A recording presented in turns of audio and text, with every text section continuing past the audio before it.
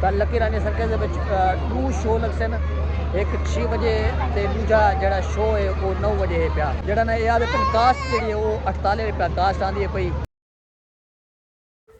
Lucky ईरानी circus अपनी मिसाल आप जिमें कि इन माहौल तो इन गहमा गहमे तो इन रश तो पता चलता पे कि इत्थां कोई शय अनोखी आ गई है तो जड़ा कि आवाम का काफ़ी रश ते गहमा गहमी है पई। ये शहर उल्लावाल दे विच पहली दफ़ा गिन के आया है लकी ईरानी सर्कस। तो काफ़ी एक खासा माहौल खासा रश ते इत्थां डेली 2 शो ये तकरीबन 8 तारीख तक इत्थां मौजूद है पई। तो ड्रैगन शो खावन पीवना बालें दा खिडौने बहु चीज़ां इत्थां अवेलेबल हैं पिया। बिस्मिल्लाहिर्रहमानिर्रहीम, अस्सलाम वालेकुम। क्या हाल है? ठीक है तो ठीक है, जितना भी सो ठीक हो तकड़े हो अल्लाह पाक को सारे को सलामत रखे ते अपने आप को अमान में रखे। तो मैं ई टाइम मौजूद हाँ लकी रानी सर्कस के उत्ते। लकी रानी सर्कस पहली दफ़ा जी वो शहर रुल्लावाली दे विच लगी पई है। तो इत्थां काफ़ी जी है ना वो रश के हवाले नाल गहमा गहमी है पई। तो इत्थां बड़ा एक खूबसूरत माहौल, आतिशबाजी ते दूजा प्यारे प्यारे झूले वगैरह ते इत्थां ड्रैगन वाला झूला भी मौजूद है पिया। स्पेशल बाले वास्ते ये छोटा ये झूला भी है पिया। तो इत्थां काफ़ी एक माहौल ते काफ़ी अच्छा सैटअप इन्हें दिता है। शहर रुल्लावाली दे विच पहली दफ़ा इन्होंने ना ये सैटिंग की है कि जी बहु एक अच्छा इलाके वास्ते इलाके को शो दिखाने वास्ते वो एक अच्छा है पिया।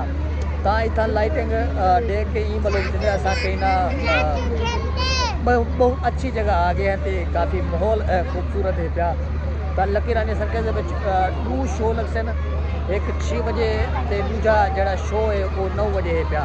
इतना भूत बंगला भी बड़े ही खड़े उनका एक स्पेशल है पिया। टिकट जी इतना कितनी खड़े ना वो लकी रानी सर्कस की 350 रुपया है पिया। तो इस तरह के शो देखने वास्ते आउटिंग वास्ते अपने फैमिली के नाल मैक्सीमम बंदे भी इतना मौजूद हैं पे बंदे आए वजह तो सामने जो मौत का कुआं खड़े थे उत्थां भी काफ़ी सारा रश ही पिया देखने को। असा तो वो पास कहनी जे हाले तो मैं थोड़ा वेसा दिखे सा मौत का कुआं क्यों जाऊँ उत्थां क्या माहौल होंगे। तो फिलहाल मैं जड़ा ना इतना बापू जी आउटलेट है इनकी इन्फॉर्मेशन है पर लकी रानी सर्कस की वो मैं तो दिखाइए सामने ही पासे ना छोटे जहा सैटअप बड़े खड़े वो कारे शारे वाला। तो 50 रुपया टिकट एक छोटे बालें की मैं पिछली वीडियो के दिखा चुकिया। तो इतने छोटे बाल जो कारा चलने ये भी बड़ा एक अच्छा बर्गर वाला खाने वाला तो इतना बहुत सारा ना अच्छा सैटअप दे अच्छा माहौल है पिया। मित्रों को ये वीडियो जी वो पसंद आसी तो जी अज मैं वीडियो अपलोड की वो भी तुसा लाजमी दिखाए तो माशाल्लाह वो काफ़ी अच्छा थोड़े कितने मालूमात है पई। तो सारे चैनल सब्सक्राइब तो कोई भी भाई अगर सारे चैनल नवा तो सारे चैनल जल्दी ना तुसा सब्सक्राइब कर। तो व्यूवर जो है पे ना इतना ये स्मोक बिस्किट बने खड़े ये है पैसे स्मोक बिस्किट। तो एक किमें तैयार थी क्या इन्हें सैटअप होंगे पूछते भजन। अच्छा भजन कितों आए वे? संदे वाली। अच्छा एडे हो सही ना को मेले जड़ा खुशियां होने पिया वो ही बालें दे नाल होने पिया।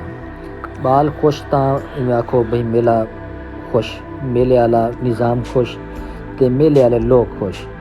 ये वड्डे बालें दा मेला नहीं होंदा, ये छोटे दा भी ज़्यादा मेला होंदे। तो लकी रानी सर्कस का ये ड्रैगन शॉट्स जो मैंने वेंदे थे ये हूँ लड़ते खन तो खाने खन ये ना बेसिकली जोड़ा ना कोई इं कैमिकल है पिया। तो जोड़ा वैफर बिस्किट नहीं होता असा वो वैफर बिस्किट एक कप प्या के उतू कैमिकल पेंदे तो खाओ ना वाल जरा शॉट निकलते हैं जिमें धुआं छुने दे खड़े ना। ये लकी रानी सर्कस जी है पी शहर उल्लावाल दे विच आवाम की काफ़ी तवज्जो का मरकज़ बनी हुई है। तो इत्थां काफ़ी अपने इलाके विचों दूर दूर तो आवाम सफ़र करेंदी पई है तो इत्थां ई मौके तो लुत्फअंदोज़ थींदी पई है। ये लकी रानी सर्कस इत्थां ड्रैगन शो भूत बंगला ते काफ़ी बालें वास्ते झूले ते इत्थां जेड़ा है पिया मौत दा कुआं भी मौजूद है।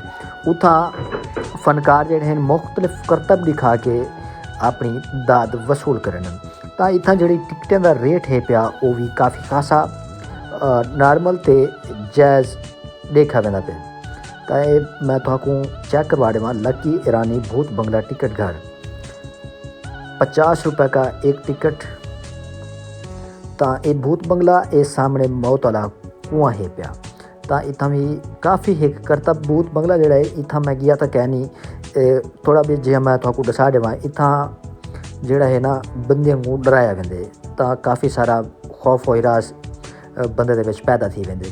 तो इतना आवाम काफ़ी दूर दूर तो